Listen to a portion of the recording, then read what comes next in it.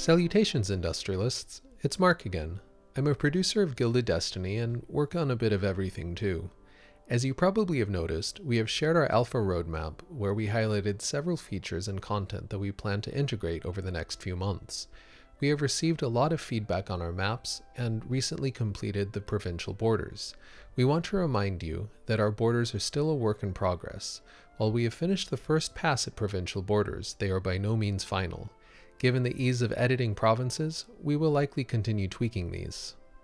For now, they are largely based on historical borders, taking into account certain considerations and artistic freedom for the purposes of consistency and integrity of the gameplay throughout the entire Gilded Destiny timeline, optimization, aesthetics, and available data.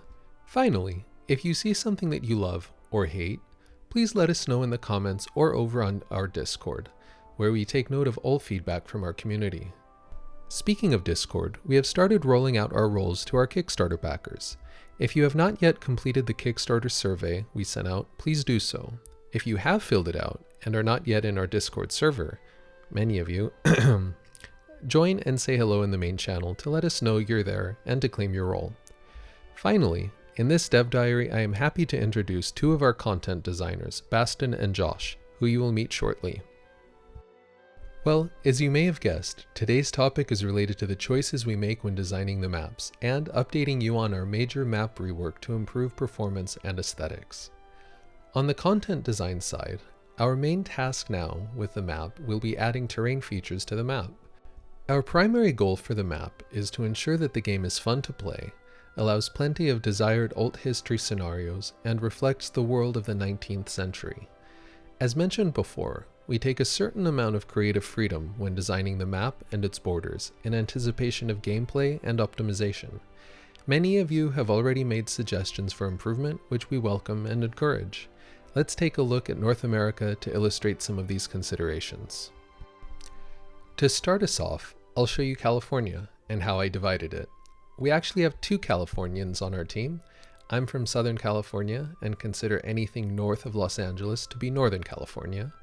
Meanwhile, Kenneth is from Northern California and considers anything south of the Bay Area to be Southern California. As I was the one undertaking this task, I realized I could make Southern California larger while letting Kenneth think I was actually listening to him, and draw the border a bit more north. In the end, we have two Californias roughly equal in size. Dividing California further, as it is a very large province, was a consideration, allowing some interesting alt history scenarios. However, we decided on just two for several reasons, which we'll highlight now. First, in Canada, British North American provinces did not join the Dominion of Canada all at once during the process of Canadian Confederation beginning mid-game in July 1st, 1867.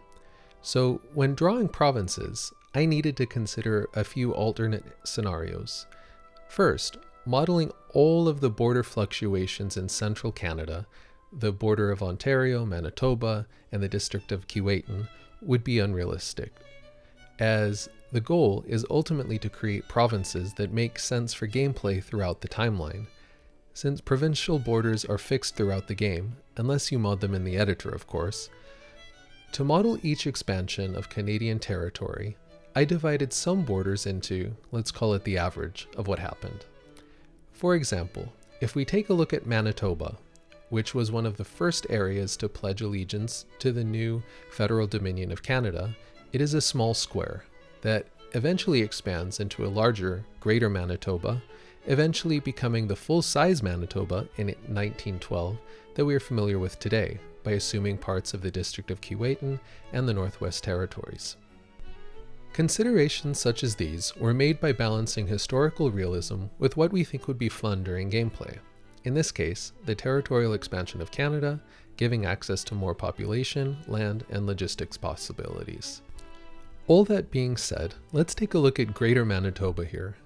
As I mentioned, we need to take gameplay into consideration, and making a mild alteration here could result in more natural gameplay should Greater Manitoba, a border province, ever be captured by the United States, thus creating a Manitoba exclave, which would not be ideal. So I'm making an edit here to remove the eastern panhandle of Greater Manitoba by expanding Manitoba, Upper Ontario, and East Kuwaitan. Now we have a smoother and cleaner border, even if it slightly differs from real-world maps. Now let's turn to Mexico for another aspect of making considerations based on gameplay. In Mexico, albeit with some reluctance, we combined several of the smaller provinces in central Mexico due to optimization and performance considerations. In the end, Mexico has many more provinces than Canada and is a much smaller country. Furthermore, the provinces combined were smaller internal provinces well within Mexican territory, so would be unlikely to be on the front lines of any national border changes. With all of this in mind, several states were consolidated into their historical predecessor. Contrary to Canada, Mexico did not experience territorial expansion, rather a reduction, and new states were carved out of older ones. Provincial borders were not usually moved, but rather stayed intact, with new provinces or states created within them. Another quick example is the United States-Mexico border at the start of the game. The border of the Mexican Empire in the 1820s roughly coincided with what would be future US state borders, as shown here. However, the Mexican Empire was in fact slightly larger than this, which would require redrawing many borders, adding new, rather small provinces into the game. As adding these new provinces would likely impact performance at an unacceptable level, and giving these small border territories to the Mexican Empire would not result in any real measurable gains strategically, we decided to leave the borders at the US state borders, which is how they are for most of the game. Of course, this would impact you if you want to play as the Lone Star Republic, as you won't have that nice long swooping panhandle. However, I'll just quickly say that the game is highly moddable with the built-in editor, and you can easily add in these new borders like I did just now. Perhaps in the future, we will be comfortable including many more smaller provinces, at which time we'll happily include more Californias, more US border provinces, more Mexican states, and more Texas, more micronations in Europe, and so on. Now, we have the first guest for this dev diary, and I'd like to introduce you to Basten, who is a content designer for Gilded Destiny. Hi everyone, my name is Basten, and I'm one of the content designers for Aquila Interactive. I joined the company in early January, and I'm now mainly working on the map redesign work, including provinces, cities, and playable nations. I've already finished my province draft for Eastern and Southeastern Asia, Australia, Africa, the Caribbean, and South America, and I've done most of the cities except for South America, Mexico, Europe, and Southern Asia. I'm glad that I'm offered this opportunity to tell you how our team designs the map of this game. To reiterate what you just heard from Marc, for a historical game, it is important to have the map designed and portrayed properly. This is not just about historical accuracy, but also the provinces, countries, and cities included must be relevant to the playable content in our game. When making national borders and creating countries and provinces, the political divisions in 1822 at the start of the game are not the only factor that matters. What happened since 1822 should also be taken into consideration. Territorial expansion, border skirmishes, shifting borders, colonization, and so on. And as Marc mentioned, we often take some creative freedom in designing the map. Finally, some areas in 1822 were simply way too big or too small for our game, so we made careful modifications in these cases by separating or merging them to fit into our game system. The selection of cities is also a difficult mission, especially for regions like Africa and South America where history wasn't recorded in details or settlements changed significantly. Players will find some familiar cities missing in this game, but the reason for that was they were either not yet established in 1822 or they were not as important as other cities in 1822. And here we come to the last topic, which is playable nations. Due to the capacity of our game engine, it is impossible to put all 19th century nations in our game. So we carefully researched into history and eventually selected the most significant ones. For example, players will find many nations missing in Africa, and most regions there will be uncolonized.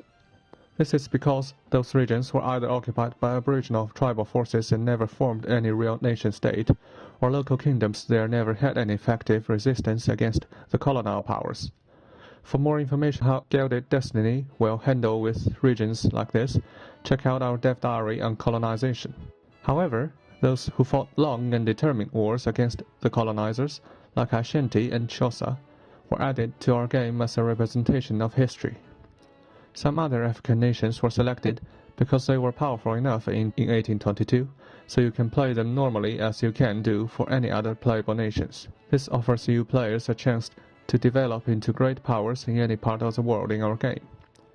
And lastly, some specific regions like Ethiopia, Thailand, or modern-day Nigeria were experiencing ongoing conflicts by then, so we created relevant nations there to represent history.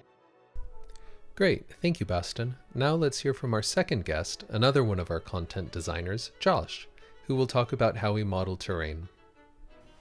Hi, I'm Josh, a content designer at Aquila Interactive. Previously, I've worked mostly in narrative and writing for games, working on a range of genres from first-person shooters to Metroidvanias. For Gilded Destiny, I mostly work on designing and writing events for the game, as well as working on the game's map, deciding on provinces and creating the physical geography of regions which will make for a more meaningful experience for players. When designing the terrain features for Gilded Destiny's map, we compile real-world maps of the elevation levels, mountainous regions, and rivers of each country, which are considered carefully in the design process. However, gameplay must also play a significant driving role in how we design terrain, ensuring that interesting and exciting potential scenarios are created for players through how the terrain is laid out. When considering the elevation of our map tiles, we seek to avoid creating steep shelves, adjacent tiles where the elevation level from one to the next increases by a value of more than 1. In these instances, a player's army will not be able to travel onto the higher tile from the lower one. We take each level of elevation to roughly represent an increase in altitude of 330 to 500 meters, and the elevation level will always remain consistent across any single tile.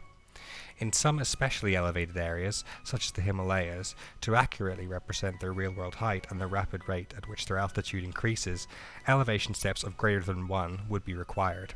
But instead of seeking to portray these kinds of regions with precise adherence to reality, we instead use terrain features like mountains to create a result which is more aesthetically pleasing, as well as preventing large areas from being completely locked off from exploration by players due to their steepness.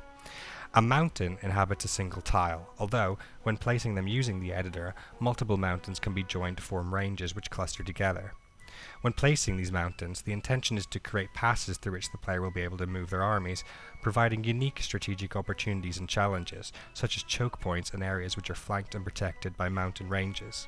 These can be seen in the Western Ghats mountain range, which runs down the western coast of India, mostly separating the coastal area from the main inland areas, with several key points through which pathways between the two are possible.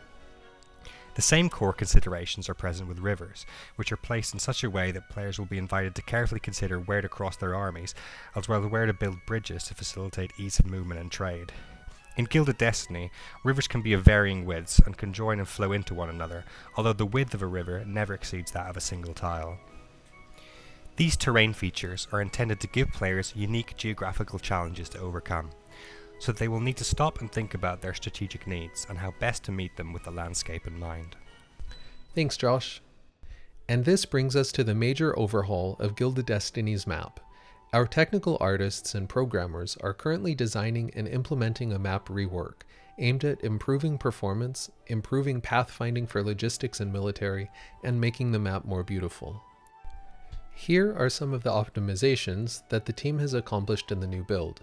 Initial loading times to initialize the map have been optimized for the game and the editor, resulting in a reduction from 35 seconds down to 5 seconds. The loading time for the map in the editor has been reduced from 75 seconds to 10 seconds, a welcome change for us doing the content design too. I should note that these loading times are for the map alone, not including game logic and content. This has all been accomplished alongside an improvement in processing efficiency, with a reduction in memory usage from 4 down to 1.4 gigs, and VRAM from 3.3 down to 2.6 gigs. These optimizations have led to visible improvements in the game. As you can see here, this is a capture from our old build before the map rework. You can see the frame rate hovering around 150 FPS, ranging from about 120 up to 170 at times. Now, I'd like to present the new map to you. Keep in mind, while it is already visibly different, we have many more updates to the terrain features in store. You'll immediately notice the coastlines are smoother, but more on these features in a moment. You might have noticed that the frame rate has been much higher, around 200 FPS, ranging from about 150 up to 230 or more at times. In fact, the average frame rate has been improved from 50 FPS to 150. The theoretical maximum frame rate has been increased from 150 FPS to 350, and the minimum frame rate has been improved from 30 to 100 FPS. It is of course important to mention the specs of the PC these numbers are based on. The PC used for testing is running an Intel i5-12400F 2.5 GHz, a GeForce RTX 3060, and it has 32 GB of RAM. At this point, many of you will be of course wondering if we will be reducing our expected minimum system requirements for Gilded Destiny. The quick answer is yes. However, we still expect that there will be improvements in optimization in maps, game logic, and rendering of visuals, so we will let you know soon what those will be, closer to the release of the alpha. Aesthetically, as you may have noticed, there will be improvements to coastlines, rivers, mountains, hills, and snow-capped mountains, making coastlines appear smoother and other features more natural, while making them all more visually pleasing as well. With the new build, we plan to allow for canals to be constructed too. Finally, our technical artists and programmers are working to implement new naval logic to allow the formation of fleets. Also, the programming team will be creating the logic to support visuals for naval combat and fleet movement through straits. At this point, however, we are not sure when or if these visuals will be created. But, for example, if modders wanted to take advantage of this logic, it will be available. In addition, stay tuned for several other aesthetic improvements that will be added into the game. Well, that's it for today's Dev Diary. If what I mentioned in the Dev Diary was interesting to you, and you have some experience with historical research, mapping, writing, game design, and have an interest in figuring out the why of history, we are always looking for new talent to join our team. Thank you for watching. Lastly, remember to subscribe to our YouTube channel, and if you have not done so already, add Gilded Destiny to your Steam wishlist. Until our paths converge once more, we bid thee farewell. May your destiny be a gilded one.